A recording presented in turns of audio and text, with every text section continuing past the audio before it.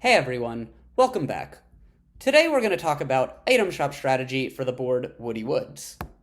Before I begin, I just want to say how much I appreciate all the views and comments from the last video. I received comments from a few viewers that were really in-depth and well thought out, and these were really cool to read because this is what I'm really hoping to do with these videos. I want to not only help out some of the newer players, but I want to create a space where more advanced players can share strategy and analysis. So just to preface this video, the strategies discussed will primarily be applicable to 30-turn games.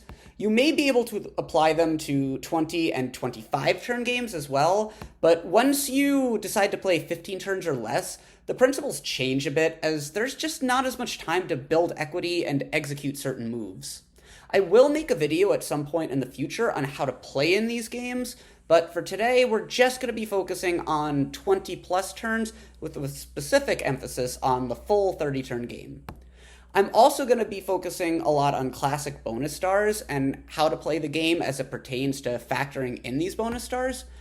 For those of you who are less familiar with this aspect, the three bonus stars are the rich star, the minigame star, and the happening or the event star. Those are the three that are involved in the classic bonus star format. The rich star is awarded to the player who accumulates the highest amount of coins during the game. This does not factor in coins lost or spent, so it does not hurt your equity in the rich star to lose or spend coins during the game. The minigame star is awarded to the player that finishes in first place in the highest amount of minigames. Getting second or third place does nothing for you with the minigame star, but it does give you a small amount of coins, which helps somewhat towards the rich star, although not that much. The event star is awarded to the player who lands on the highest amount of event spaces. Pretty simple there.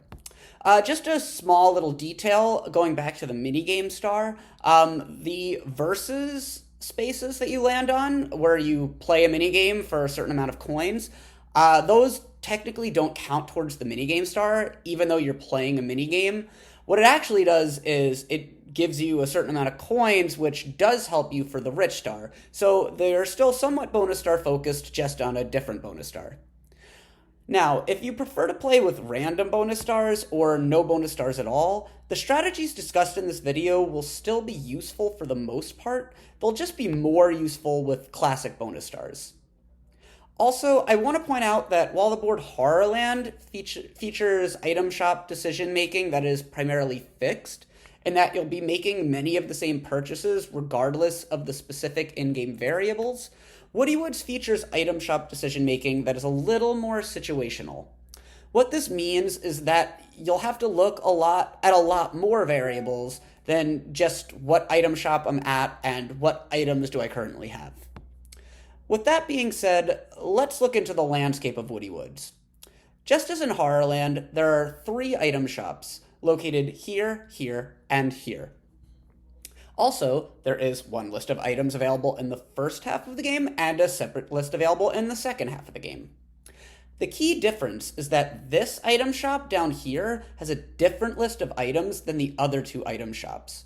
This makes your item shop purchases at these 2 item shops all the more important because you won't have an additional opportunity down here to collect what you may have missed.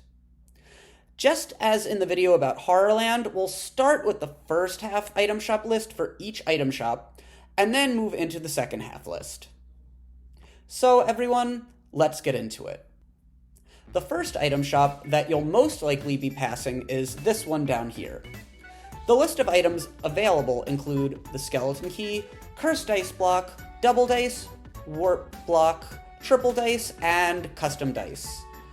Let's start off by reviewing what you should be planning for when buying items. If you watched the Horrorland video, I discussed the importance of buying items that are consistently usable and have high probability success rates. This immediately disqualifies the warp block from being something to even consider buying. Remember that when you use a warp block, you do not get to choose which player to warp with, which means that you'll have to wait for all 3 players to be in an advantageous position before you would be able to use it without having to count on some sort of luck paying off. Even using it when 2 players are in an advantageous position is a good move because it provides a 67% chance of success, but this is still a situation that you have to wait for when you could be taking control of your position by using better items. So the remaining items include the skeleton key, cursed dice, double dice, triple dice, and custom dice. The item that you should be buying first really depends on what you're trying to do, but because of the fact the signs change at the beginning of each turn, this board is very much about precision over range. This means that the custom dice does have an increased value over the triple dice as compared with Horrorland, particularly at this item shop, where you're entering this portion of the board that is more heavily dictated by the signs. This principle is a bit reversed at the other item shop, but we'll get into that later. So, my personal choice at this item shop is to acquire the custom dice first. But what if you hit a large roll on the first turn, or don't have any luck with coins early on, and now you find yourself passing this item shop with less than 12 coins? What can you do? Well, this is where the cursed dice block actually comes into the equation. For those of you who watched the other video, I mentioned that Horrorland is not a great board for buying a cursed dice because of the fact that all of the event spaces are far apart from one another, and there will never be a situation where you'll have more than a 33% chance of hitting one. This board is a bit different because of this event space cluster and this event space cluster. There is also this item space cluster, and really this entire stretch in general is full of beneficial spaces. You may be asking, what if I'm not playing with classic bonus stars, and I won't be receiving any value from accumulating event spaces? Well, these event spaces provide additional value as well. At the bottom tree, each event space gives you a choice of receiving either coins or an additional dice roll. If you choose the coins, you'll receive anywhere between 4 and 18 coins, or at least that's the range from my experience playing on this board. I mentioned before that buying a custom dice to use it on a lucky space is bad because you won't be profiting that much, but when you only have to spend 3 coins to get essentially the same value as the lucky space, it becomes a slightly better investment. Getting an additional dice roll can also be helpful because you're getting the roll of the 1 to 3 from the cursed dice in addition to a traditional dice roll. These extra 1 to 3 spaces may be the difference between rolling enough or not for the star, or to pass this sign up here. It's not a huge difference, but, it's definitely a little difference. The other tree provides the opportunity to lose coins or receive a backwards dice roll. The negative coins are always a bad thing, but sometimes necessary to take to not lose board position if you happen to land on this space by accident. The backwards dice roll can be helpful in landing on any of these 3 item spaces to pick up an additional item, or in landing on this lucky space to obtain coins or an additional item. All of these are really minor benefits, which is why the value of the event space is far more significant when you're playing with classic bonus stars. It should also be emphasized that while there are a few more clusters of beneficial spaces than in Horrorland, the surplus is not immensely significant, and you're still in the situation of having to wait for specific circumstances in which this item will be beneficial. This is why you should generally be buying the custom dice instead, provided you have at least 12 coins. The other primary advantage of the cursed dice is being able to curse yourself if you are trying to not pass a specific sign on any given turn, because you need to wait for it to change direction. This is definitely a move that I would recommend in various situations, as which direction you go will significantly affect the value of your board position. The bottom line with the cursed dice block is that on this board, it becomes a purchase that I can somewhat defend, especially if you're low on coins, but I think that other options are better. The next item I want to discuss is the triple dice. Buying a triple dice at this item shop in particular should really be more of a situational purchase, depending on which way the sign is projected to be pointing when you pass it. If it's projected to be pointing left, then I think the custom dice is your better option because of the fact that you're now in the precision-focused area of the board. If the sign is projected to be pointing right, then the triple dice becomes the better option because of the fact that you'll be in much worse board position, and the triple dice will give you the range to get out of that position, regardless of which way this sign is pointing, and you'll be able to get more quickly into better position. Now, personally, if the sign is pointing right, I prefer to just roll until getting down in this area, because then I'll be in a better position to capitalize on my opportunities by waiting for this sign to be pointing left. But if this sign is pointing left, I prefer to use it because I'll be passing this item shop, in which I can just buy another triple dice. Your bankroll should be taken into account to ensure that you have the sufficient funds to purchase an additional triple dice. So why is going left at this sign the better position? First, there are an additional 6 event spaces as opposed to going right. There's also a path to Boo up this way. There is no path to Boo after going right at this sign. Lastly, there's the added bonus of this item shop down here, in which you can purchase something that is not available at the other 2 item shops. We'll get into what specifically these items are later in this video. In this area over here, there aren't too many advantages to having the triple dice over the custom dice, but there aren't too many disadvantages either. It really depends on your style of play.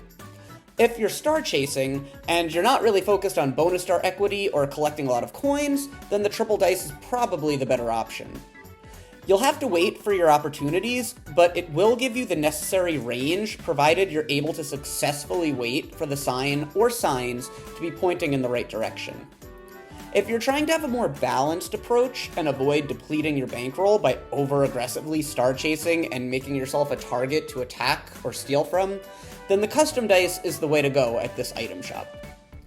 It will particularly help you collect event spaces by getting to this area up here. So now it's time for my tangent about how each board has a central area of focus in terms of collecting bonus stars. Horrorland is a very rich star-centric board because of the many opportunities to steal coins. Horrorland has 4 boos, which is more than any other board, including 1 king boo, in which you'll receive triple the value as the standard boo. Because of this, I usually make sure that I keep it in my plans to make moves that incorporate trying to get the rich star. Woody Woods, on the other hand, is a very event space-centric board because of the many opportunities to accumulate event spaces, especially in these 2 areas. Now back to this area up here.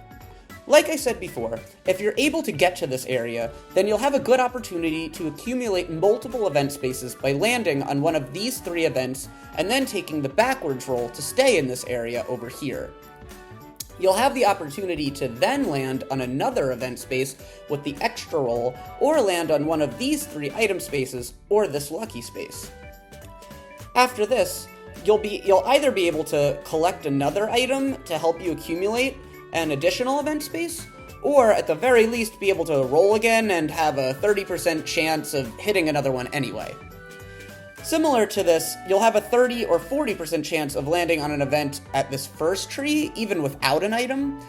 The difference with the first tree is that you cannot go backwards, so you cannot keep repeating this probability. It still, though, provides good odds for success. I'll create another video in the future for how to specifically use items and navigate through both of these stretches, but I want to keep this video fairly simple, so let's move on. Another way in which you can use your custom is, again, using it to land on spaces before the sign so that you can make sure that you wait for the sign to change and go in the direction in which you prefer. Once passing this item shop, this method can be used at either of these 2 signs.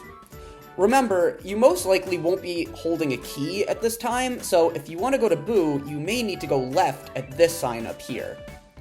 You can also use your custom to land on the bank, a versus space, chance time, or even a lucky space.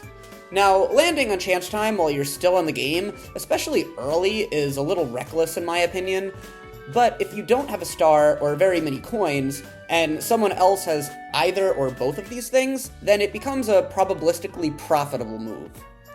Now, I know I keep mentioning how landing on the lucky space is not a great move because of the fact that you're trading in a 12 coin item for a maximum of 20 coins and an average of only 10 coins, and this logic still holds here. The difference, though, is that on this board, there is no King Boo, so the only other way to get a superior surplus of coins is by waiting for the bank to fill up. This could take a lot of time, and you may be in the interest of using your item in a more turn-efficient way. I particularly like the idea of using my custom on the space down here, this lucky space, when you need to wait an extra turn for this sign to change direction, because you get the dual value of board position and receiving coins or an item. There are other situations in which I could defend the move to use it by landing on a lucky space, but generally this shouldn't be your specific plan going in. Using it on a versus space can be a good move if you're particularly skilled at minigames, which I'm not the best. The downside of this is that the versus could be for as little as 5 coins per person, in which you'd only receive 14 coins for coming in first place. The upside, though, is pretty good, with the winner receiving as high as 84 coins, and the average is still very good, with the winner receiving 48 coins. Moving on to the double dice. If pure range is your primary focus at this point in the game, and you have at least 10 coins, or 30 if a star is in your direct path, do not buy the double dice just to save money. This is diluting your investment of 50% of its value, which is not a good idea just to save coins. However, you absolutely can buy a double dice to capitalize on the precision aspect of this area. Remember, you may need to accelerate to get past one sign, but not too much, in the case that you pass the second sign going the wrong way, or you pass everything you're looking to hit entirely. Usually a custom is the better option for this, because of the fact that you can land on the exact space in which you prefer, and the maximum is 10, which is only one less than the average for the double dice. But the double dice does give you a little bit of added range, which is a small upside, and it can definitely function as a good replacement if you don't have enough money for the custom dice. The last item I want to focus on is the skeleton key. This item shop is the one you'll want to focus on if you're thinking about making this purchase. Buying it at this item shop doesn't really make any sense because you're most likely not trying to use it on this gate, and you'll still have this item shop to pass before you get to this gate, which is the one that will take you to Boo. Buying the key upon your first visit to the item shop is certainly something you can do. This would be a more conservative move for sure, because you won't be able to plan anything else until getting back to another item shop, or getting another item. If you are going to do this, make sure you're at least projected to go left at this first sign. If you're projected to go right, then the key becomes useless until you come all the way back around at least one more time and pass at least one, if not two more item shops. Because this becomes so impotent, I recommend you not even think about buying the key unless you're actually passing a left-pointing sign on the same turn. Now, if you already have other items in your pocket, the key becomes a much better option, and already having other items in your and depending on which items you're specifically holding, the key may become the option. But let's assume you have no items. Buying a key here when you're going left provides you the guarantee that you'll pass Boo on this lap. Now, I don't love this move early on because you're most likely not going to be in the position where it would be advantageous or even possible to steal a star this early in the game. The alternative is that you steal coins, but with this being a standard Boo and not King Boo, you're only going to be getting 13 coins on average, which is not great compared to the upsides that can be collected from purchasing other items. So really, I prefer to purchase the key as more of a mid-game decision. Doing it in the mid-game, especially while holding other items, becomes a much better move. Speaking of the mid-game, I want to briefly discuss about how to go about your purchasing decisions at this item shop midway through the first half of the game when you're already holding other items. There are a few different examples that I want to cover. The first example is having a triple dice and nothing else. In this situation, the answer is usually to take the custom dice because of the fact that you have the triple dice covered, and the most important thing in this position, maybe even without a triple dice, is to capitalize on the precision that will be required in this section of the board. You can also defensively get a key here and it would be fine. I probably would not recommend getting a double dice or a cursed dice if you're short on coins, Definitely not a warp block, because you already have a better acceleration item, and you really should balance out your approach by taking the key so that you can capitalize on a trip to Boo. Now, again, that's only if you're short on coins. I still prefer the custom over the key if you have enough coins for that. What if you have a custom dice and nothing else?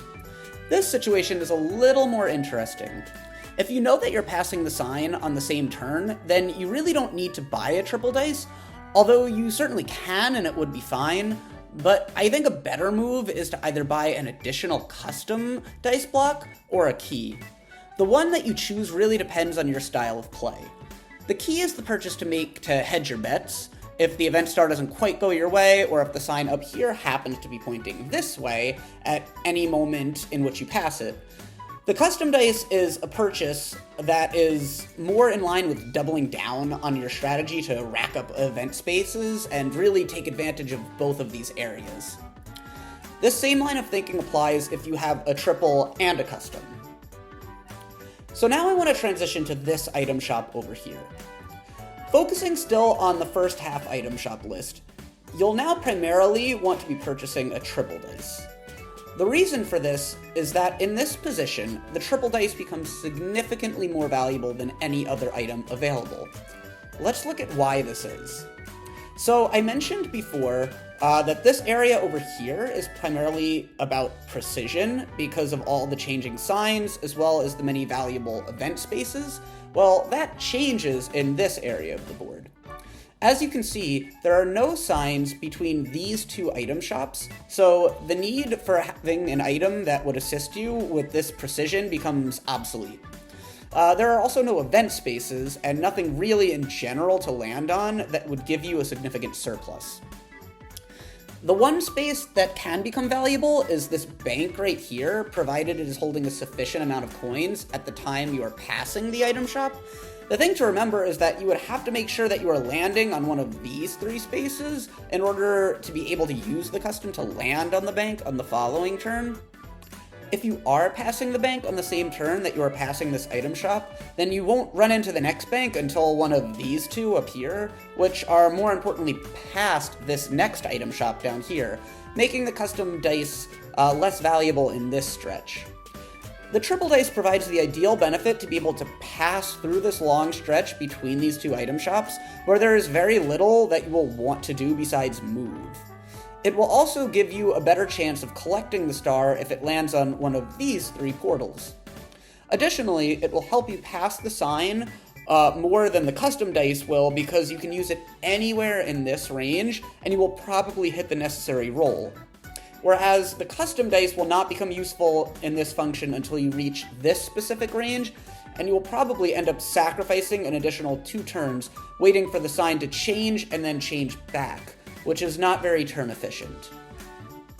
Now, if you are already holding a triple dice, then yes, you can certainly purchase a custom dice here, and I would actually recommend it. It may give you the opportunity to custom to the most advantageous space in this stretch down here to prepare you to maximize your triple dice roll on the following turn. Again, just make sure that you plan this properly according to the signs. You can also just purchase it to hold on to it so that you don't have to purchase it down here, and you can possibly buy a key as a third item. This would be one of the many scenarios in which the key would be a good purchase at this item shop down here. Make sure you do not, however, buy a key at this item shop up here unless you definitely already have a triple and a custom, or you cannot afford either. As I mentioned before, you won't be able to use it in any advantageous way prior to passing this item shop, so buying it instead of a triple or custom is just a bad move. Now, if you have both already and just want to buy it so you don't have to worry about getting it down here, then it's totally fine, and I would actually recommend doing so. You can think about getting a cursed dice as your third item, definitely not your first or second unless cost is a factor. Again, you could probably get it over a key, and that would be fine in this area. Doing this should be saved for something very specific in mind, to get it as the third item. Remember, you'll already be holding a custom dice, and the odds of you having to roll for precision twice in this stretch is highly unlikely. With that being said, there are situations in which you may need to do so. One example is if you use your custom dice to land on a space in this stretch, planning to use your triple dice on the following turn. Someone then changes this sign, and you now have to wait an additional turn before executing your plan. Using a curse dice on yourself is a great way to ensure that you do not pass the sign before it changes to the direction in which you prefer.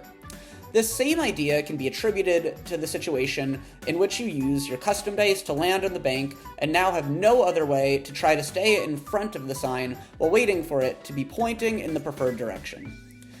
One more way to use the cursed dice is again on defense. Again, this should be saved for situations in which you will not risk benefiting one of the other two players, so be careful with this. The last item I want to discuss is the double dice. Just to clarify, this is an item that you should only be considering if you don't have enough coins for a triple or a custom dice, especially in this item shop over here. In this situation, however, it should become your primary option, being that you don't have enough coins. While I tend to prefer the cursed dice block or the key at this item shop, these items are generally pretty useless in this stretch, again, only if you're trying to wait or if you want to take the key to, not have to worry about getting it later. Whereas the double dice gives you at least an upgraded range of motion from a standard roll, just not as much as the triple. It can still, though, be useful in this stretch down here to help you either get a star or pass this sign, or in some cases, both. One special thing to note about this board is that buying any item at the item shop is more valuable than buying nothing. This is in contrast to what I had said for how to play the item shops in Horrorland. If you'll remember, my advice on Horrorland was to choose purchasing nothing over a double dice if you don't have enough for a triple, because you won't have enough coins to really execute a move anyway, and you can just save up and buy a triple dice at the next item shop. You'll want to be doing the opposite here, and buying the double dice instead of buying nothing at all. The reason for this is that maintaining optimal board position in Woody Woods is not as simple as choosing the proper direction.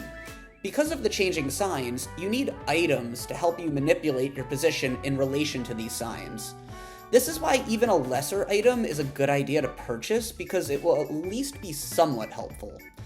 A double dice is still useful to help you accelerate past this sign, or the other two, and the cursed dice block can help you curse yourself to stay in front of it if it is pointing in the non-preferred direction. Buying a key with limited coins is never a bad move on any board, but you should really be exploring these other options first. Compare this to Horrorland, in which you'll only need to use an acceleration item to get past a Womp if it is about to change to Night, and even then you'll still need coins to move him. You'll also need coins to warp to the top or the bottom of the board. So you can theoretically make the argument that buying a lesser item actually hurts you in Horrorland, and that saving your coins in this situation would be optimal. Not the case here. It's the opposite on Woody Woods. The last item shop to focus on for the first half of the game is this one over here. This item shop has 3 available items, but only 2 you should be considering. Available are the Mushroom, the Chomp Call, and the Plunder Chest. Immediately, you should be disqualifying the Chomp Call from your calculations.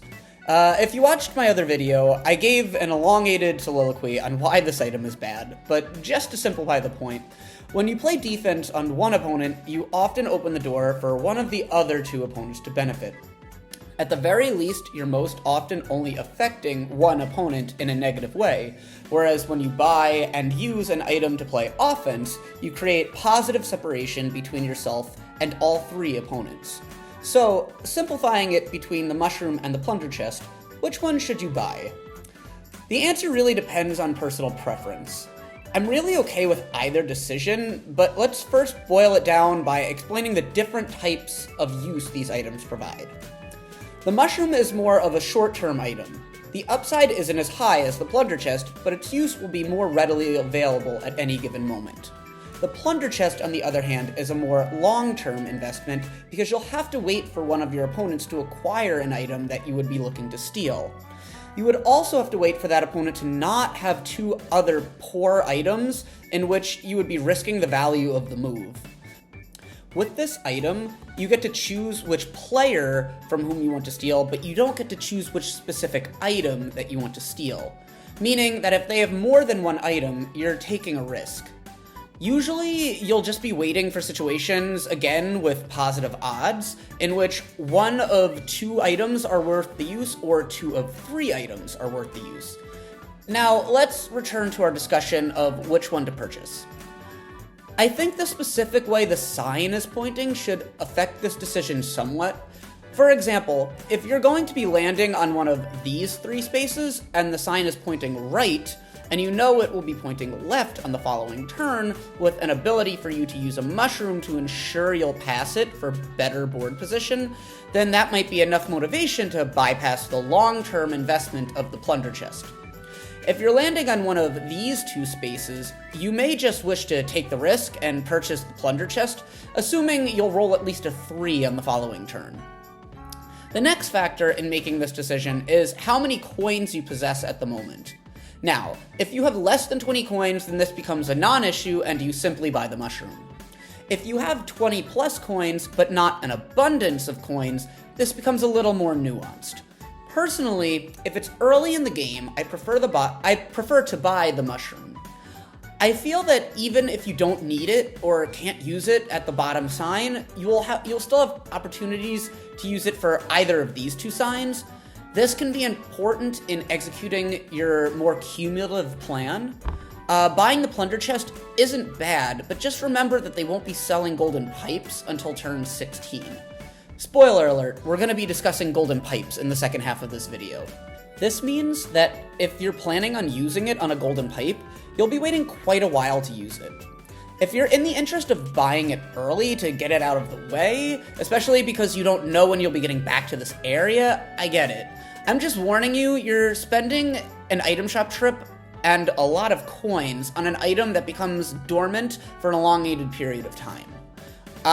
If you're buying it not because you're planning on using it for a golden pipe, but because you're planning on using it for another item, then you should be wary for a different reason. That would be the value that you're getting out of it. You're essentially spending 20 coins to potentially accumulate an item that costs at most 12 coins.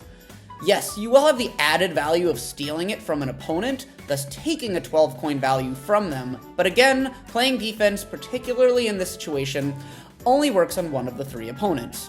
You're also not guaranteed to obtain the item you're attempting to steal if they have other items in their pocket. With these odds being diluted, the upside is not nearly high enough to defend this move. This is more of a very situational move in which you should not be planning for and really not be purchasing the plunder chest at this moment in the game. Again, if you're looking to acquire it for an eventual golden pipe steal, I get it. But let me also remind you of this. With a plunder chest sitting in your pocket, you now only have room for 2 additional items. This may impede your ability to execute certain moves later in the game. Lastly, if you're someone who particularly struggles with minigames or executing board moves to obtain coins, and you always find yourself having to be frugal, instead of buying a plunder chest for 20 coins, from which you're not guaranteed to get a full star value, you can simply buy the mushroom at that point for only 3 coins, and then buy a golden pipe later for 25 coins, which is only a 5 coin surplus for a more guaranteed full star value. Just be careful not to leave yourself open to it being stolen by an opponent with a plunder chest, but we'll get into that later. If you're not someone who especially struggles with coins, this should not be factored into your decision, as you should be looking to extract value from a plunder chest in addition to as many golden pipes as you can acquire. Now, I used all of that analysis for the situation in which you had 20 plus coins, but not an abundance of coins. All of this applies to the situation in which you have north of 50 coins, but I wanted to categorize this separately because at this point, being able to obtain a more potent item just may seem worth the purchase because you'll have so many coins left over. This becomes a better move if you don't have an immediate use for the mushroom because it will be less of a sacrifice of your item shop trip. Lastly, as always, you should be taking into consideration what items you're already holding, as well as what items your opponent is holding.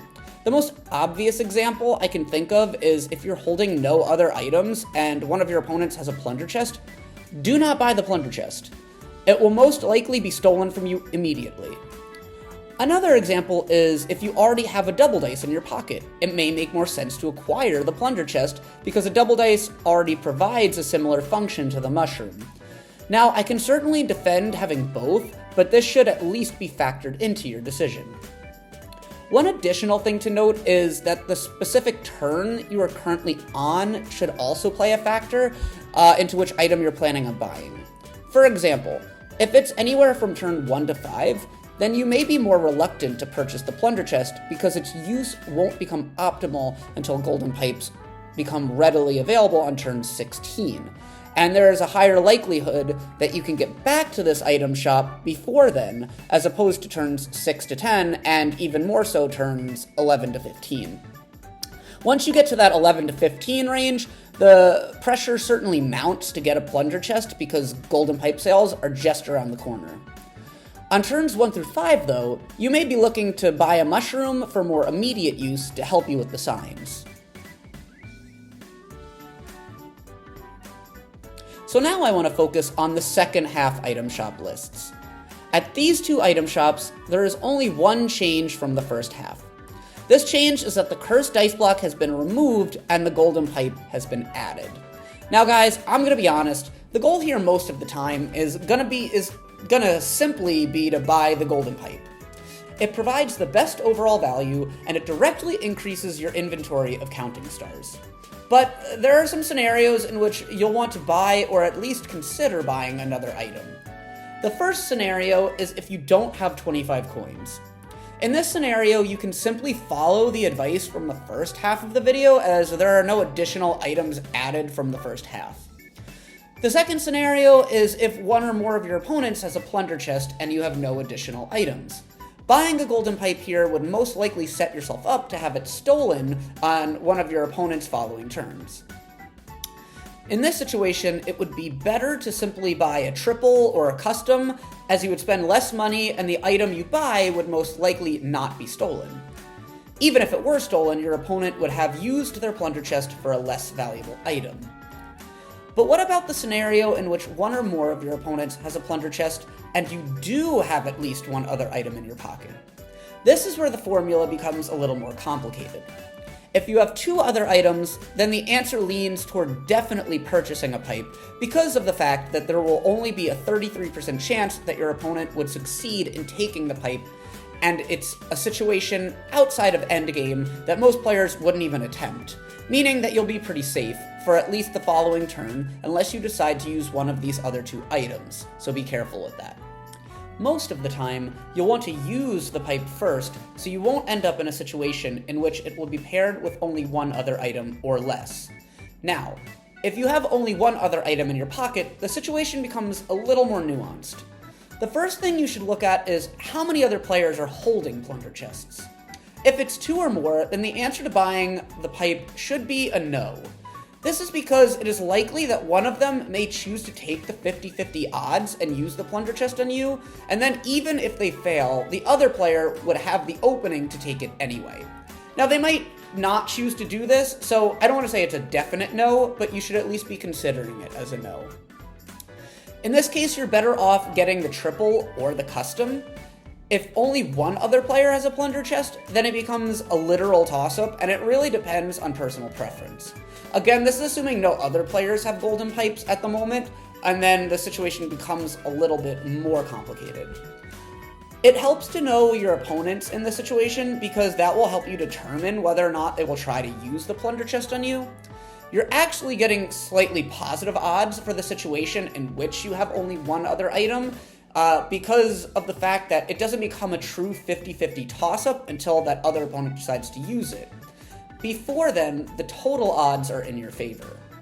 So in that case, you might be considering making it a yes, and in that case, I would actually encourage you to buy the golden pipe because you need to play this game aggressively and really try to build up your counting stars. The specific item you're holding is also a factor into this as well.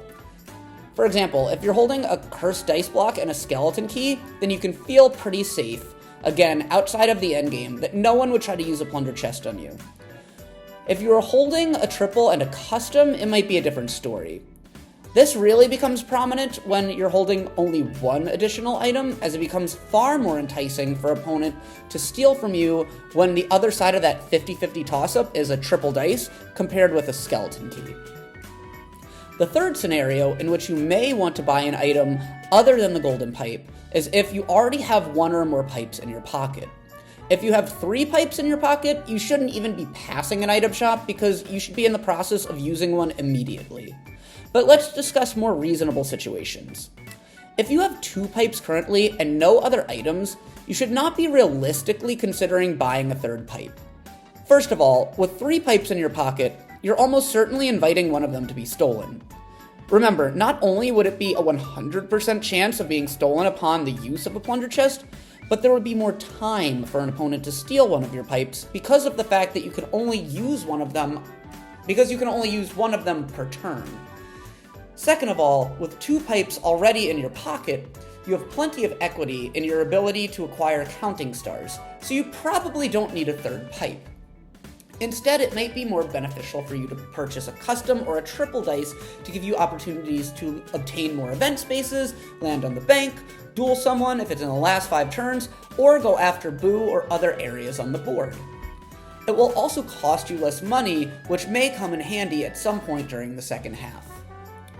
If you have 2 pipes and an additional item, you may still want to purchase something else and throw the additional item in the trash, but it depends on what the additional item is, and you should not be trading it in for a third pipe.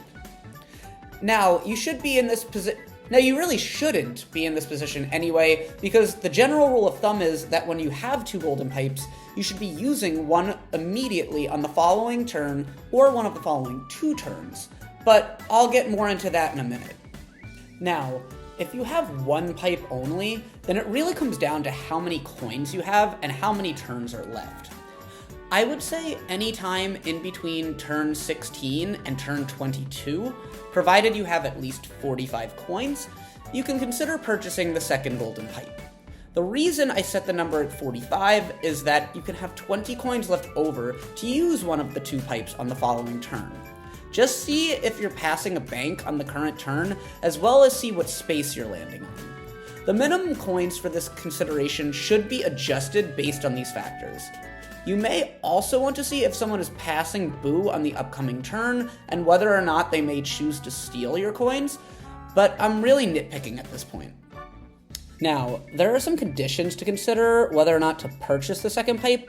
1. If you don't have any additional items, you may want to make sure that no one else has a plunder chest. You could definitely choose to purchase the second pipe anyway, so that you can cut your losses and still have 1 left over after the other gets stolen from you, but I would generally try to avoid this. This is basically ensuring the plunder chest will be used on you, as well as ensuring that your opponent will acquire the maximum upside. This is not how you should generally be playing. A much better option is to get a triple dice or a custom. Even if the pipe gets stolen from you, you still have some equity in items with the triple or the custom in your pocket, and you should be able to rebound quite nicely.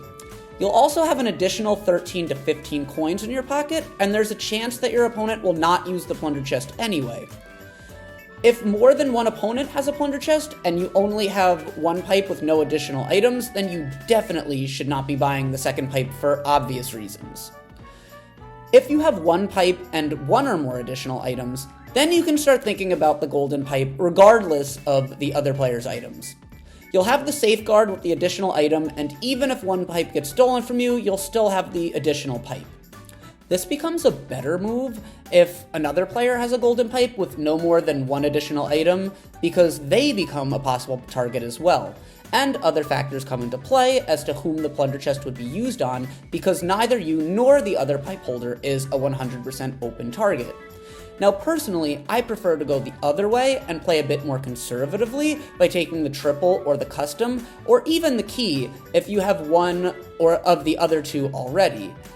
The reason for this is that because of the fact that you can only use 1 item per turn, you never really need more than 1 in your pocket at a time. This is the reason that you should be using one of your 2 pipes immediately on one of the following 2 turns to reduce your potential downside.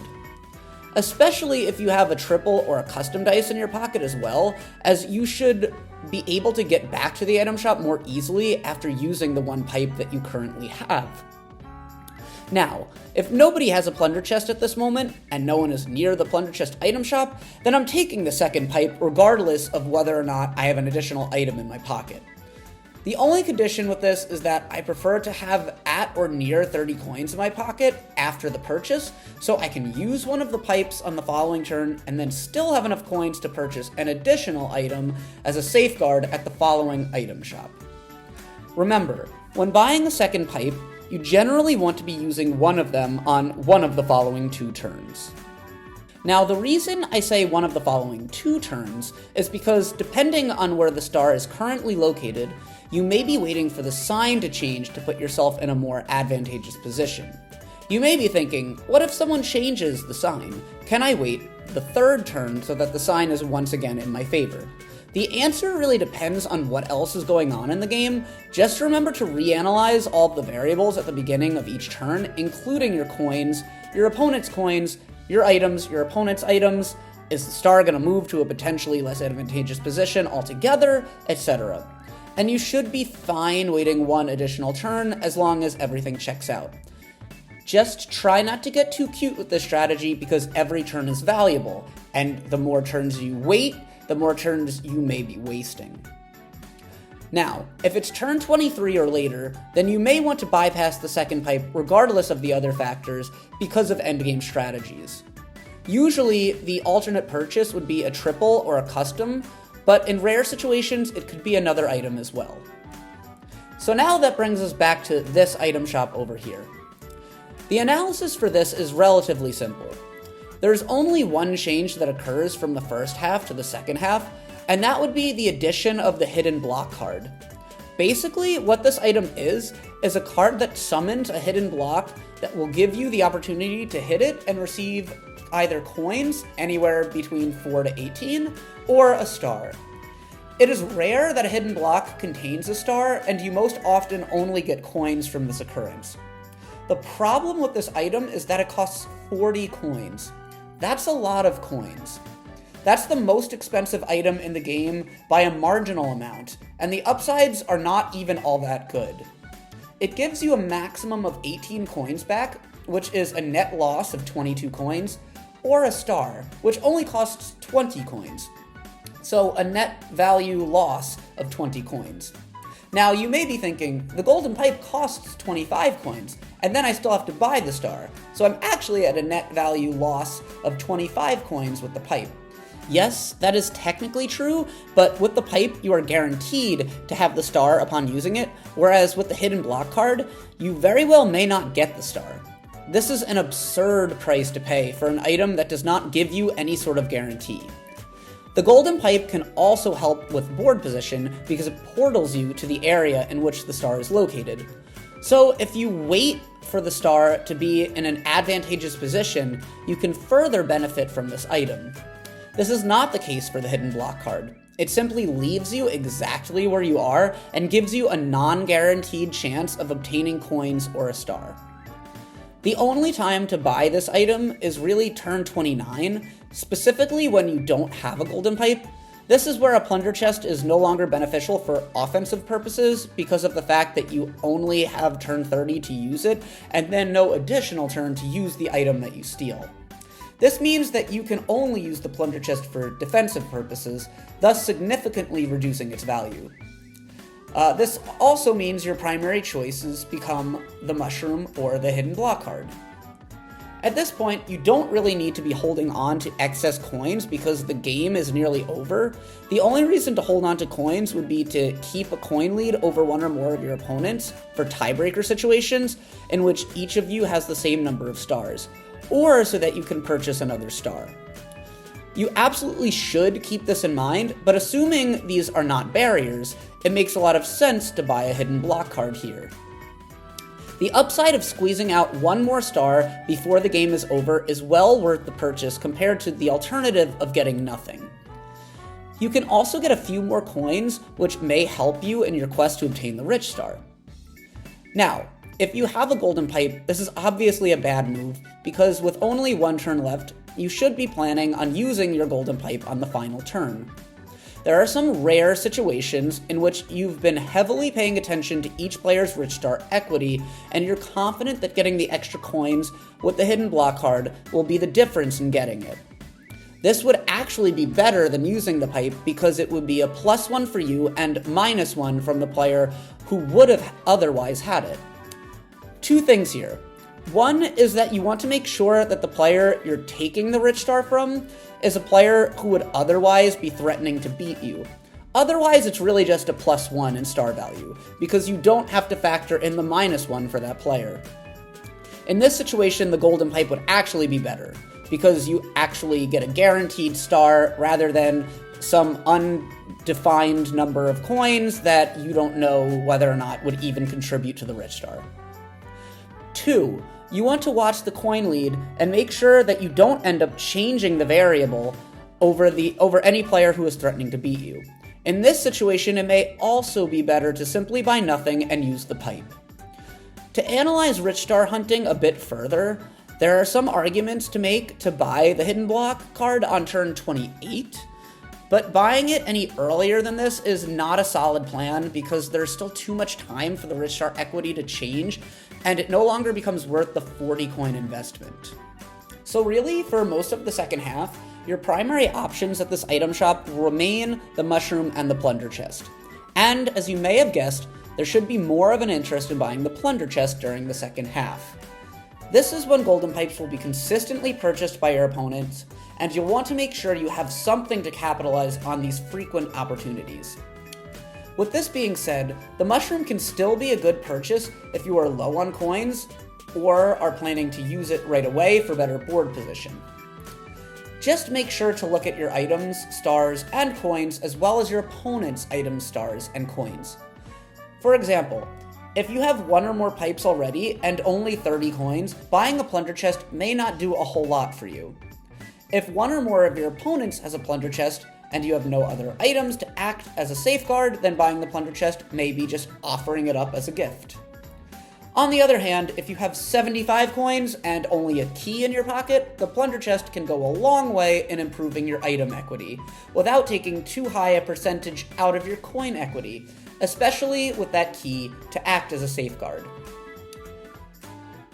I just realized that I completely forgot to discuss this loop around down here. This is very important to factor into your decisions to purchase and use items, as it can be very instrumental in making sure you maintain good board position. I'll go into more detail about this in a future video, as it can be an essential proponent in executing high-quality moves. In review, whenever passing an item shop, you want to focus on your basic principles before making a decision. What turn is it? How many coins do I have? How many stars do I have? What items do I have? How many coins do each of my opponents have? How many stars do each of my opponents have? What items do each of my opponents have? What am I looking to do exactly? Where is everyone on the board, including myself? And then, if possible, try to keep track and factor in what each player's status is, again, including yourself, for each bonus star. While the board Horrorland features item shop decision-making that is primarily fixed, and that you'll be making many of the same purchases regardless of the specific in-game variables, Woody Woods again features item shop decision-making that is a little more situational. If any of this becomes confusing during your in-game play, just remember, at this item shop, you'll primarily want to be purchasing the golden pipe and the custom dice, with the triple dice involved in your consideration. While at this item shop, you'll primarily want to be purchasing the golden pipe and the triple dice, with the custom dice being involved in your consideration. And of course, at this item shop, you'll want to be purchasing the mushroom or the plunder chest. So, that concludes my analysis for this video. It's funny, I've been talking forever, but I feel like I've barely scratched the surface on Woody Woods. There are so many aspects of this board that factor into your decision making during gameplay.